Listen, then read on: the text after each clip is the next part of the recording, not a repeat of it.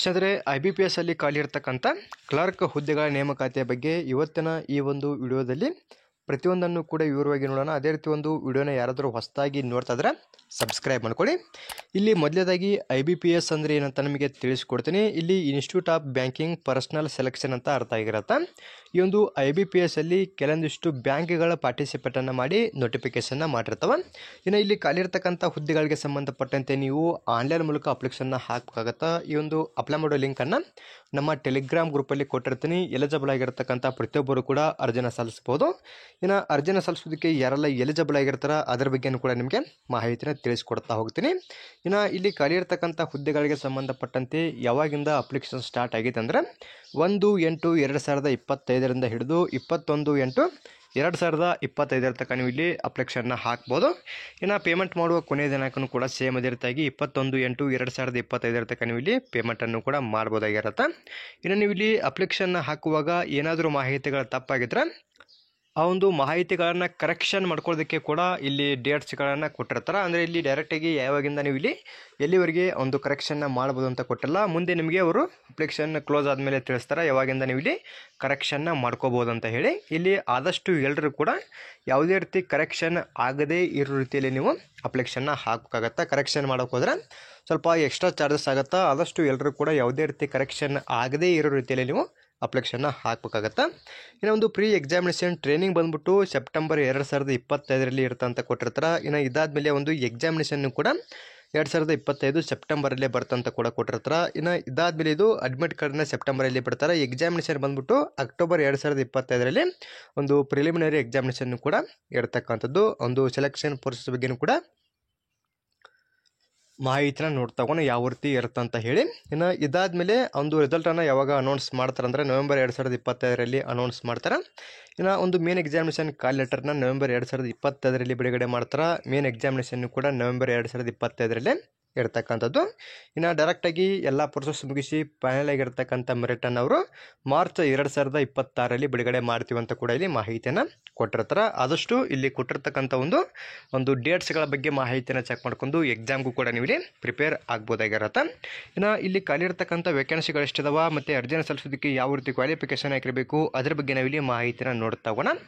ಇಲ್ಲಿ ಮೊದಲದಾಗಿ ಒಂದು ಬ್ಯಾಂಕ್ಗಳಲ್ಲಿ ಹುದ್ದೆಗಳು ಖಾಲಿ ಇರ್ತಾವ ಅದರ ಬಗ್ಗೆ ಮಾಹಿತಿಯನ್ನು ಕೊಟ್ಟಿರ್ತಾರೆ. ಅದರ ಬಗ್ಗೆ ನಾವಿಲ್ಲಿ ಮಾಹಿತಿನ ನೋಡ್ತಾ ಹೋದ್ರೆ ಇಲ್ಲಿ ಬ್ಯಾಂಕ್ ಆಫ್ ಬರೋಡಾ ಇದೆ, ಅದೇ ರೀತಿ ಕೆನರಾ ಬ್ಯಾಂಕು, ನಂತರ Indian overseas bank, UCO bank, bank of India, central bank of India, ಅದೇ ರೀತಿ Punjab national bank, union bank of India, bank of Maharashtra, Indian bank ಮತ್ತು ಪಂಜಾಬ್ ಆ್ಯಂಡ್ ಸಿಂಧ್ ಬ್ಯಾಂಕಲ್ಲಿ ಈ ಒಂದು ಹುದ್ದೆಗಳು ಖಾಲಿ ಇರ್ತವೆ. ಇನ್ನು ಇಲ್ಲಿ ಬೇಸಿಕ್ ಪೇ ಬಂದ್ಬಿಟ್ಟು 24,050 ರೂಪಾಯಿಂದ ಹಿಡಿದು 64,480 ರೂಪಾಯಿ ತನಕ ಒಂದು ಪೇ ಸ್ಕೇಲು ಕೂಡ ಇಲ್ಲಿ ಇರ್ತಕ್ಕಂಥದ್ದು.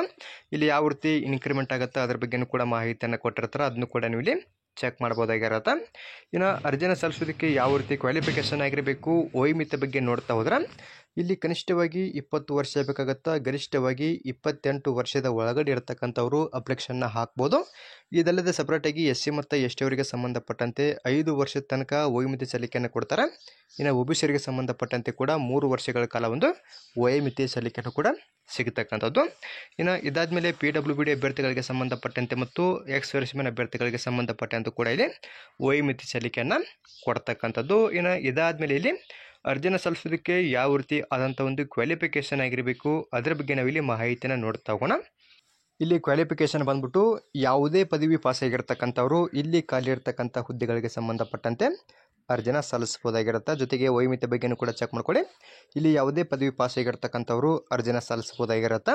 ಇನ್ನು ಇದಾದಮೇಲೆ ಇವಾಗ ಡೈರೆಕ್ಟಾಗಿ ನಾವು ಇಲ್ಲಿ ಯಾವ ರೀತಿ ಆಯ್ಕೆಯನ್ನು ಮಾಡ್ಕೋತಾರೆ ಅದರ ಬಗ್ಗೆ ಮಾಹಿತಿನ ನೋಡ್ತಾ ಹೋಗೋಣ. ಅದಕ್ಕೂ ಮುಂಚೆ ಇಲ್ಲಿ ಅಪ್ಲಿಕೇಶನ್ ಫೀ ಬಗ್ಗೆ ಮಾಹಿತಿಯನ್ನು ಕೊಟ್ಟಿದ್ದಾರೆ. ಇಲ್ಲಿ SC ST PWD ಮತ್ತು ಎಕ್ಸ್-ಸರ್ವಿಸ್ಮೆನು, ಅದೇ ರೀತಿಯಲ್ಲಿ ಡಿಸೇಬಲ್ಡ್ ಎಕ್ಸ್-ಸರ್ವಿಸ್ಮೆನ್ ಅಭ್ಯರ್ಥಿಗಳಿಗೆ ಸಂಬಂಧಪಟ್ಟಂತೆ 175 ರೂಪಾಯಿ ಪೇ ಇರುತ್ತೆ. ಈ ಒಂದು ಪೇಯನ್ನು ನೀವು ಇಲ್ಲಿ ಆನ್ಲೈನ್ ಮೂಲಕ ಅರ್ಜಿನ ಸಲ್ಲಿಸುವಾಗಲೇ ಪೇ ಮಾಡಬೇಕಾಗತ್ತೆ. ಇನ್ನು ಉಳಿದ ಎಲ್ಲ ಅಭ್ಯರ್ಥಿಗಳಿಗೆ ಸಂಬಂಧಪಟ್ಟಂತೆ 850 ರೂಪಾಯಿ ಪೇ ಇರುತ್ತೆ. ಈ ಒಂದು ಪೇಯನ್ನು ಕೂಡ ನೀವು ಇಲ್ಲಿ ಆನ್ಲೈನ್ ಮೂಲಕ ಅರ್ಜಿನ ಸಲ್ಲಿಸುವಾಗಲೇ ಪೇ ಮಾಡಬೇಕಾಗ್ತದೆ. ಇನ್ನು ಇದಾದಮೇಲೆ ಎಕ್ಸಾಮ್ಗೆ ಸಂಬಂಧಪಟ್ಟಂಥ ಮಾಹಿತಿಯನ್ನು ನೋಡ್ತಾ ಹೋದರೆ ಇಲ್ಲಿ ಮೊದಲದಾಗಿ ಅವರು ಪ್ರಿಲಿಮಿನರಿ ಎಕ್ಸಾಮ್ಗೆ ಸಂಬಂಧಪಟ್ಟಂಥ ಮಾಹಿತಿಯನ್ನು ಕೊಟ್ಟಿರ್ತಾರೆ. ಇದು ಅಬ್ಜೆಕ್ಟಿವ್ ಟೆಸ್ಟ್ ಇರುತ್ತೆ. ಡೈರೆಕ್ಟಾಗಿ ನೀವು ಇಲ್ಲಿ ಟಿಕ್ ಮಾಡ್ತಾ ಹೋಗ್ಬೋದು. ಇಲ್ಲಿ ಟೋಟಲಾಗಿ 3 ಪಾಠಗಳನ್ನ ಮಾಡಿರ್ತಾರೆ. ಇಲ್ಲಿ ಮೊದಲದಾಗಿ ಇಂಗ್ಲೀಷ್ ಲ್ಯಾಂಗ್ವೇಜ್ಗೆ ಸಂಬಂಧಪಟ್ಟಂತೆ 30 ಕ್ವಶನ್ಸ್ ಬರ್ತವೆ, 30 ಮಾರ್ಕ್ಸಿಗೆ ಎಕ್ಸಾಮನ್ನು ಬರೀಬೇಕು. ಇನ್ನು ನ್ಯೂಮೆರಿಕಲ್ ಎಬಿಲಿಟಿ ಇರುತ್ತೆ, ಇಲ್ಲಿ ಕೂಡ 35 ಕ್ವಶನ್ಸು 35 ಮಾರ್ಕ್ಸು. ಇನ್ನು ರೀಸನಿಂಗ್ ಎಬಿಲಿಟಿಗೆ ಸಂಬಂಧಪಟ್ಟಂತೆ ಕೂಡ 35 ಕ್ವಶನ್ಸು 35 ಮಾರ್ಕ್ಸು. ಟೋಟಲಾಗಿ 100 ಕ್ವಶನ್ಸ್ ಇರ್ತವೆ, 100 ಮಾರ್ಕ್ಸಿಗೆ ಎಕ್ಸಾಮನ್ನು ಬರೀಬೇಕು. ಈ ಒಂದು ಎಕ್ಸಾಮನ್ನು ಬರೆಯೋದಕ್ಕೆ ನಿಮಗೆ 60 ನಿಮಿಷ ಕಾಲಾವಕಾಶವನ್ನು ಕೊಟ್ಟಿರ್ತಾರೆ. ಇನ್ನು ಎಕ್ಸಾಮಿನೇಷನ್ ಲ್ಯಾಂಗ್ವೇಜ್ ಬಂದ್ಬಿಟ್ಟು ಈ ಒಂದು ಫಸ್ಟ್ ಪಾರ್ಟನ್ನು ನೀವು ಇಲ್ಲಿ ಅಂದರೆ ಇಂಗ್ಲೀಷ್ ಲ್ಯಾಂಗ್ವೇಜನ್ನು ಇಂಗ್ಲೀಷಲ್ಲಿ ಮಾತ್ರ ಬರೆಯೋದಕ್ಕೆ ಅವಕಾಶವನ್ನು ಕೊಟ್ಟಿರ್ತಾರೆ. ಇನ್ನು ಉಳಿದ ಈ 2 ಪಾರ್ಟ್ಗಳನ್ನ ನೀವು ಇಲ್ಲಿ ಕನ್ನಡದಲ್ಲೂ ಕೂಡ ಬರಿಬೋದಾಗಿರತ್ತೆ. ಇದು ಒಂದು ಪ್ರಿಲಿಮಿನರಿ ಎಕ್ಸಾಮ್ಗೆ ಸಂಬಂಧಪಟ್ಟಂತೆ ಕೊಟ್ಟಿರ್ತಕ್ಕಂಥ ಮಾಹಿತಿ ಆಗಿರುತ್ತೆ. ಇನ್ನು ಮೇನ್ ಎಕ್ಸಾಮ್ಗೆ ಸಂಬಂಧಪಟ್ಟಂತೆ ಯಾವ ರೀತಿ ಮಾಹಿತಿಯನ್ನು ಕೊಟ್ಟಿದ್ದಾರೆ ಅಂದರೆ ಇಲ್ಲಿ ಟೋಟಲಾಗಿ 4 ಪಾರ್ಟ್ಗಳನ್ನ ಮಾಡಿರ್ತಾರೆ. ಜನರಲ್ ಅಥವಾ ಫೈನಾನ್ಷಿಯಲ್ ಅವೇರ್ನೆಸ್ಸು ಇಲ್ಲಿ ನೋಡ್ಬೋದು ನೀವು. ಟೋಟಲಾಗಿ ಇಲ್ಲಿ ಕೂಡ 40 ಕ್ವಶನ್ಸ್ ಇರ್ತವೆ, 50 ಮಾರ್ಕ್ಸಿಗೆ ಎಕ್ಸಾಮನ್ನು ಬರೀಬೇಕು. ಜನರಲ್ ಇಂಗ್ಲೀಷ್ಗೆ ಸಂಬಂಧಪಟ್ಟಂತೆ ಇಲ್ಲಿ ಕೂಡ 40 ಕ್ವಶನ್ಸ್ ಇರ್ತವೆ, 40 ಮಾರ್ಕ್ಸಿಗೆ ಎಕ್ಸಾಮನ್ನು ಬರೀಬೇಕು. ರೀಸನಿಂಗ್ಗೆ ಸಂಬಂಧಪಟ್ಟಂತೆ ಕೂಡ 40 ಕ್ವಶನ್ಸ್ ಇರ್ತವೆ, 60 ಮಾರ್ಕ್ಸಿಗೆ ಎಕ್ಸಾಮನ್ನು ಬರೀಬೇಕು. ಕ್ವಾಂಟಿಟೇಟಿವ್ ಆಪ್ಟಿಟ್ಯೂಡ್ಗೆ ಸಂಬಂಧಪಟ್ಟಂತೆ ಕೂಡ 35 ಕ್ವಶನ್ಸ್ ಬರ್ತವೆ, 50 ಮಾರ್ಕ್ಸಿಗೆ ಎಕ್ಸಾಮನ್ನು ಬರೀಬೇಕಾಗತ್ತೆ. ಟೋಟಲಾಗಿ 155 ಕ್ವಶನ್ಸ್ ಇರ್ತವೆ, 200 ಮಾರ್ಕ್ಸಿಗೆ ನೀವು ಇಲ್ಲಿ ಎಕ್ಸಾಮನ್ನು ಬರೀಬೇಕಾಗತ್ತೆ. ಈ ಒಂದು ಎಕ್ಸಾಮನ್ನು ಬರೆಯೋದಕ್ಕೆ ನಿಮಗೆ 2 ಗಂಟೆ ಅಂದರೆ 120 ನಿಮಿಷ ನಿಮಗೆ ಕಾಲಾವಕಾಶವನ್ನು ಕೊಟ್ಟಿರ್ತಾರೆ.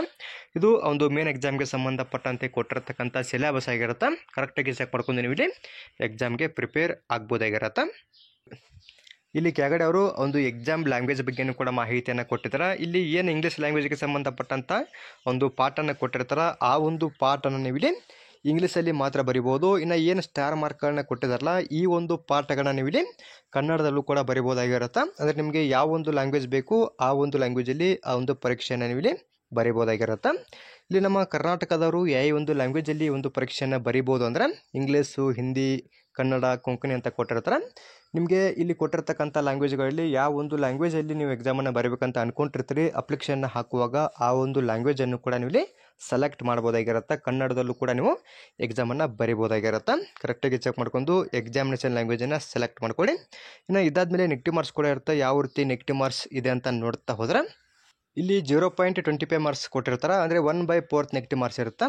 ಇಲ್ಲಿ ಪ್ರಿಲಿಮಿನರಿ ಮತ್ತು ಮೇನ್ ಎಕ್ಸಾಮಿನೇಷನಲ್ಲಿ ನೆಗೆಟಿವ್ ಮಾರ್ಕ್ಸನ್ನು ಕೊಟ್ಟಿರ್ತಾರೆ. ನಿಮ್ದೇನಾದರೂ ಒಂದು ತಪ್ಪಾದಲ್ಲಿ 0.25 ಮಾರ್ಕ್ಸ್ ಕಟ್ ಆಗುತ್ತೆ. ಟೋಟಲಾಗಿ 4 ತಪ್ಪಾದಲ್ಲಿ 1 ಸರಿಯಾಗಿರ್ತಕ್ಕಂಥ ಮಾರ್ಕ್ಸನ್ನು ಕೂಡ ಇಲ್ಲಿ ಕಟ್ ಮಾಡ್ತಕ್ಕಂಥದ್ದು. ಇನ್ನು ಇದಾದಮೇಲೆ 3ನೇ ಹಂತದಲ್ಲಿ ಲೋಕಲ್ ಲ್ಯಾಂಗ್ವೇಜ್ ಪ್ರಿಪೇರೆನ್ಸ್ ಟೆಸ್ಟ್ ಕೂಡ ಇರುತ್ತೆ. ನಿಮಗೆ ಇಲ್ಲಿ ಒಂದು ಟೆಸ್ಟ್ ಯಾವ ರೀತಿ ಇರುತ್ತೆ ಅಂತ ಕೂಡ ಮಾಹಿತಿಯನ್ನು ಕೊಟ್ಟಿರ್ತಾರೆ, ಅದನ್ನು ಕೂಡ ಚೆಕ್ ಮಾಡ್ಕೋಬೋದು. ಇನ್ನು ಎಕ್ಸಾಮಿನೇಷನ್ ಸೆಂಟರ್ಗಳು ಬಂದ್ಬಿಟ್ಟು ನಮ್ಮ ಕರ್ನಾಟಕದಲ್ಲೂ ಕೂಡ ಎಕ್ಸಾಮಿನೇಷನ್ ಸೆಂಟರ್ಗಳನ್ನ ಕೊಟ್ಟಿರ್ತಾರೆ. ಅಪ್ಲಿಕೇಶನ್ನ ಹಾಕುವಾಗ ನಿಮಗೆ ನಿಯರೆಸ್ಟ್ ಆಗಿರ್ತಕ್ಕಂಥ ಸೆಂಟರ್ಗಳನ್ನ ನೀವು ಇಲ್ಲಿ ಸೆಲೆಕ್ಟ್ ಮಾಡ್ಕೋಬೋದಾಗಿರುತ್ತೆ. ಇನ್ನು ನೀವು ಇಲ್ಲಿ ಅಪ್ಲಿಕೇಶನ್ನ ಹಾಕುವಾಗ ಹ್ಯಾಂಡ್ ರೈಟನ್ ಡಿಕ್ಲೇರೇಷನ್ ಕೂಡ ಅಪ್ಲೋಡ್ ಮಾಡಬೇಕಾಗತ್ತೆ.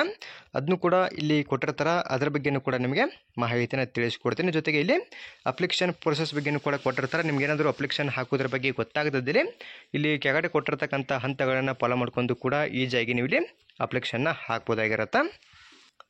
ಅದಕ್ಕೂ ಮುಂಚೆಯಲ್ಲಿ ಒಂದು ಬ್ಯಾಂಕ್ ವೈಸು ಎಷ್ಟೆಷ್ಟು ವೇಕೆನ್ಸಿಗಳು ಖಾಲಿದಾವ ಸ್ಟೇಟ್ ವೈಸು ಅದರ ಬಗ್ಗೆ ಮಾಹಿತಿಯನ್ನು ಕೊಟ್ಟಿದ್ದಾರೆ. ನಾನು ನಿಮಗೆ ಇಲ್ಲಿ ನಮ್ಮ ಕರ್ನಾಟಕ ರಾಜ್ಯಕ್ಕೆ ಸಂಬಂಧಪಟ್ಟಂತೆ ಎಷ್ಟೆಷ್ಟು ವೇಕೆನ್ಸಿಗಳನ್ನು ಕೊಟ್ಟಿರ್ತಾರೆ ಅದರ ಬಗ್ಗೆ ಇಲ್ಲಿ ಮಾಹಿತಿಯನ್ನು ತಿಳಿಸ್ಕೊಡ್ತೀನಿ. ಇಲ್ಲಿ ಅಂಡಮಾನ್ ಮತ್ತು ನಿಕೋಬಾರ್ಗೆ ಸಂಬಂಧಪಟ್ಟಂತೆ ಆ ಒಂದು ಬ್ಯಾಂಕ್ ವೈಸು ಎಷ್ಟೆಷ್ಟು ವೇಕೆನ್ಸಿಗಳಿದಾವಂಥ ಮಾಹಿತಿಯನ್ನು ಕೊಟ್ಟಿರ್ತಾರೆ. ಇನ್ನು ಆಂಧ್ರ ಪ್ರದೇಶಕ್ಕೆ ಸಂಬಂಧಪಟ್ಟಂತೆ ಕೊಟ್ಟಿದ್ದಾರೆ. ಪ್ರತಿಯೊಂದು ಸ್ಟೇಟಿಗೆ ಸಂಬಂಧಪಟ್ಟಂತೆ ಅವರು ಎಷ್ಟೆಷ್ಟು ವೇಕೆನ್ಸಿಗಳು ಖಾಲಿದಾವ ಅದರ ಬಗ್ಗೆ ಮಾಹಿತಿಯನ್ನು ಕೊಟ್ಟಿರ್ತಾರೆ. ನಾನು ನಿಮಗೆ ಇಲ್ಲಿ ಮೇನಾಗಿ ನಮ್ಮ ಕರ್ನಾಟಕ ರಾಜ್ಯಕ್ಕೆ ಸಂಬಂಧಪಟ್ಟಂತೆ ಎಷ್ಟೆಷ್ಟು ವೇಕೆನ್ಸಿಗಳನ್ನು ಕೊಟ್ಟಿರ್ತಾರೆ ಅದರ ಬಗ್ಗೆ ಮಾತ್ರ ಇಲ್ಲಿ ಮಾಹಿತಿನ ತಿಳಿಸ್ಕೊಡ್ತಾ ಹೋಗ್ತೀನಿ.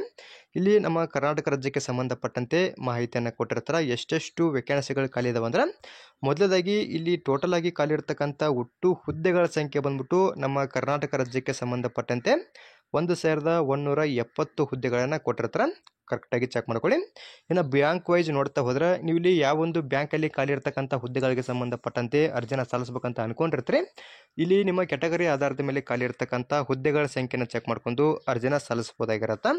ಇಲ್ಲಿ ಬ್ಯಾಂಕ್ ಆಫ್ ಬರೋಡಾದಲ್ಲಿ ಟೋಟಲಾಗಿ 253 ಹುದ್ದೆಗಳನ್ನು ಕೊಟ್ಟಿರ್ತಾರೆ. ಇಲ್ಲಿ ಕ್ಯಾಟಗರಿ ವೈಸ್ ಕೊಟ್ಟಿದ್ದಾರೆ. ನಿಮ್ಮ ಕ್ಯಾಟಗರಿ ಆಧಾರದ ಮೇಲೆ ಎಷ್ಟೆಷ್ಟು ವೇಕೆನ್ಸಿಗಳು ಖಾಲಿದಾವ ಆ ಒಂದು ಮಾಹಿತಿನ ಚೆಕ್ ಮಾಡ್ಕೊಂಡು ಅಪ್ಲಿಕೇಶನ್ ಹಾಕಿ. ನಂತರ ಬ್ಯಾಂಕ್ ಆಫ್ ಇಂಡಿಯಾದಲ್ಲೂ ಕೂಡ 45 ಹುದ್ದೆಗಳನ್ನು ಕೊಟ್ಟಿರ್ತಾರೆ. ಬ್ಯಾಂಕ್ ಆಫ್ ಮಹಾರಾಷ್ಟ್ರದಲ್ಲಿ 20, ಕೆನರಾ ಬ್ಯಾಂಕಲ್ಲಿ 675, ಇನ್ನು ಸೆಂಟ್ರಲ್ ಬ್ಯಾಂಕ್ ಆಫ್ ಇಂಡಿಯಾದಲ್ಲಿ 47, ಇನ್ನು ಇಂಡಿಯನ್ ಬ್ಯಾಂಕಲ್ಲಿ ಯಾವುದೇ ರೀತಿ ಹುದ್ದೆಗಳು ಖಾಲಿ ಇಲ್ಲ. ಇನ್ನು ಇಂಡಿಯನ್ ಓವರ್ಸೀಸ್ ಬ್ಯಾಂಕಲ್ಲಿ 44, ಪಂಜಾಬ್ ನ್ಯಾಷನಲ್ ಬ್ಯಾಂಕಲ್ಲಿ 6, ಇನ್ನು ಇದಾದಮೇಲೆ ಪಂಜಾಬ್ ಆ್ಯಂಡ್ ಸಿಂಧ್ ಬ್ಯಾಂಕಲ್ಲಿ 30 ಹುದ್ದೆಗಳನ್ನ ಕೊಟ್ಟಿದ್ದಾರೆ. ಯುಸಿಒ ಬ್ಯಾಂಕಲ್ಲೂ ಕೂಡ ಯಾವುದೇ ರೀತಿ ಹುದ್ದೆಗಳನ್ನು ಕೊಟ್ಟಿಲ್ಲ. ಇನ್ನು ಯೂನಿಯನ್ ಬ್ಯಾಂಕ್ ಆಫ್ ಇಂಡಿಯಾದಲ್ಲಿ ಕೂಡ 50 ಹುದ್ದೆಗಳನ್ನು ಕೊಟ್ಟಿರ್ತಾರೆ. ಇಲ್ಲಿ ಸಪ್ರೇಟಾಗಿ ಕ್ಯಾಟಗರಿ ಆಧಾರದ ಮೇಲೆ ಖಾಲಿ ಇರತಕ್ಕಂಥ ಹುದ್ದೆಗಳ ಸಂಖ್ಯೆಯನ್ನು ಕೂಡ ಕೊಟ್ಟಿರ್ತಾರೆ. ನೀವು ಇಲ್ಲಿ ಕರೆಕ್ಟಾಗಿ ಚೆಕ್ ಮಾಡ್ಕೊಂಡು ಇಲ್ಲಿ ಅಪ್ಲಿಕೇಶನ್ನ ಹಾಕ್ಬೋದು. ಜೊತೆಗೆ ಇಲ್ಲಿ ಎಕ್ಸ್ ಸರ್ವಿಸ್ಮೆನ್ ಅಭ್ಯರ್ಥಿಗಳಿಗೆ ಸಂಬಂಧಪಟ್ಟಂತೆ PWBD ಅಭ್ಯರ್ಥಿಗಳಿಗೆ ಸಂಬಂಧಪಟ್ಟಂತೆ ಕೂಡ ಎಷ್ಟೆಷ್ಟು ವೇಕೆನ್ಸಿಗಳು ಬರ್ತಾವೆ ಬ್ಯಾಂಕ್ ವೈಸು ಅದರ ಬಗ್ಗೆ ಮಾಹಿತಿಯನ್ನು ಕೊಟ್ಟಿರ್ತಾರೆ. ಯಾರೆಲ್ಲ ಇಲ್ಲಿ ಖಾಲಿ ಇರತಕ್ಕಂಥ ಹುದ್ದೆಗಳಿಗೆ ಸಂಬಂಧಪಟ್ಟಂತೆ ಅರ್ಜಿನ ಸಲ್ಲಿಸಬೇಕಂತ ಅನ್ಕೊಂಡಿರ್ತೀರಿ, ನಿಮ್ಮ ಕ್ಯಾಟಗರಿ ಆಧಾರದ ಮೇಲೆ ಖಾಲಿ ಇರತಕ್ಕಂಥ ಹುದ್ದೆಗಳ ಸಂಖ್ಯೆನ ಚೆಕ್ ಮಾಡ್ಕೊಂಡು ಅರ್ಜಿನ ಸಲ್ಲಿಸ್ಬೋದಾಗಿರುತ್ತೆ. ಇಲ್ಲಿ ಪ್ರತಿಯೊಂದು ರಾಜ್ಯಕ್ಕೆ ಸಂಬಂಧಪಟ್ಟಂಥ ಮಾಹಿತಿಯನ್ನು ಕೊಟ್ಟಿದ್ದಾರೆ. ಇನ್ನು ನಮ್ಮ ಕರ್ನಾಟಕದಲ್ಲೂ ಕೂಡ ಎಕ್ಸಾಮಿನೇಷನ್ ಸೆಂಟರ್ಗಳಿರ್ತಾವೆ. ಬೆಂಗಳೂರು, ಬೆಳಗಾವಿ, ದಾವಣಗೆರೆ, ಧಾರವಾಡ, ಕಲಬುರಗಿ, ಹುಬ್ಬಳ್ಳಿ, ಮಂಗಳೂರು, ಮೈಸೂರು, ಶಿವಮೊಗ್ಗ, ಉಡುಪಿ ಅಂತ ಕೊಟ್ಟಿರ್ತಾರೆ. ನಿಮಗೆ ನಿಯರೆಸ್ಟ್ ಆಗಿರ್ತಕ್ಕಂಥ ಸೆಂಟರ್ನ ನೀವು ಇಲ್ಲಿ ಸೆಲೆಕ್ಟ್ ಮಾಡ್ಕೊಂಡು ಅಪ್ಲಿಕೇಶನ್ನ ಹಾಕ್ಬೋದು. ಅದೇ ರೀತಿ ಈ ಒಂದು ಅಪ್ಲೈ ಮಾಡೋ ಲಿಂಕನ್ನು ಕೂಡ ನಾನು ನಮ್ಮ ಟೆಲಿಗ್ರಾಮ್ ಗ್ರೂಪಲ್ಲಿ ಕೊಟ್ಟಿರ್ತೀನಿ. ಎಲಿಜಿಬಲ್ ಆಗಿರ್ತಕ್ಕಂಥ ಪ್ರತಿಯೊಬ್ಬರು ಕೂಡ ಅರ್ಜಿನ ಸಲ್ಲಿಸಿ. ನಿಮಗೇನಾದರೂ ಡೌಟ್ಗಳು ಅಥವಾ ಇನ್ನೂ ಹೆಚ್ಚಿನದಾಗಿರ್ತಕ್ಕಂಥ ಮಾಹಿತಿ ಬೇಕಿದ್ದರೆ ಕಮೆಂಟ್ ಮಾಡಿ, ಅದರ ಬಗ್ಗೆಯೂ ಕೂಡ ಮತ್ತಷ್ಟು ಮಾಹಿತಿಯನ್ನು ತಿಳಿಸ್ಕೊಡ್ತೀನಿ. ಇನ್ನು ಒಂದು ಹ್ಯಾಂಡ್ ರೈಟೆಡ್ ಡಿಕ್ಲೇರೇಷನ್ನು ಕೂಡ ನಾನು ಇಲ್ಲಿ ಮೇಲ್ಗಡೆ ಸೈಡಲ್ಲಿ ಫೋಟೋನು ಕೂಡ ಹಾಕಿರ್ತೀನಿ. ಆ ಒಂದು ಸೈಡಲ್ಲಿ ಕೊಟ್ಟಿರ್ತಕ್ಕಂಥ ಫೋಟೋದಲ್ಲಿ ಯಾವ ರೀತಿಯ ಒಂದು ಹ್ಯಾಂಡ್ ರೈಟೆಡ್ ಡಿಕ್ಲೇರೇಷನ್ ಇರುತ್ತಾ ಆ ಒಂದು ಮಾಹಿತಿಯನ್ನು ಒಂದು ಪೇಜಲ್ಲಿ ಬರೆದಕ್ಕೆ ಚಂದ ಅದನ್ನ ನೀವು ಇಲ್ಲಿ ಅಪ್ಲಿಕೇಶನ್ನ ಹಾಕುವಾಗ ಕೂಡ ಅಪ್ಲೋಡ್ ಮಾಡಬೇಕಾಗತ್ತಾ. ಇಷ್ಟು ಈ ಒಂದು ಹುದ್ದೆಗಳಿಗೆ ಸಂಬಂಧಪಟ್ಟಂಥ ಮಾಹಿತಿ ಆಗಿರುತ್ತೆ. ಏನಾದರೂ ಡೌಟ್ಗಳಿದ್ರೆ ಕಮೆಂಟ್ ಮಾಡಿ, ಅದರ ಬಗ್ಗೆಯೂ ಕೂಡ ಮತ್ತಷ್ಟು ಮಾಹಿತಿಯನ್ನು ತಿಳಿಸ್ಕೊಡ್ತೀನಿ. ಅದೇ ರೀತಿ ಈ ಒಂದು ಮಾಹಿತಿ ತಮಗೆ ಇಷ್ಟವಾದಲ್ಲಿ ನಮ್ಮ ಚಾನಲ್ನ ಸಬ್ಸ್ಕ್ರೈಬ್ ಮಾಡ್ಕೊಳ್ಳಿ, ಹಾಗೆ ಲೈಕ್ ಮಾಡಿರಿ. ನಿಮ್ಮ ಸ್ನೇಹಿತರು ಕೂಡ ಶೇರ್ ಮಾಡಿ, ಅವರು ಕೂಡ ಇಲ್ಲಿ ಖಾಲಿ ಇರತಕ್ಕಂಥ ಹುದ್ದೆಗಳಿಗೆ ಸಂಬಂಧಪಟ್ಟಂತೆ ಅರ್ಜಿನ ಸಲ್ಲಿಸಲಿ. ಅದೇ ರೀತಿ ಮತ್ತೆ ಮುಂದಿನ ನೋಡೋದಲ್ಲಿ ಭೇಟಿ ಆಗೋಣ. Thanks for watching.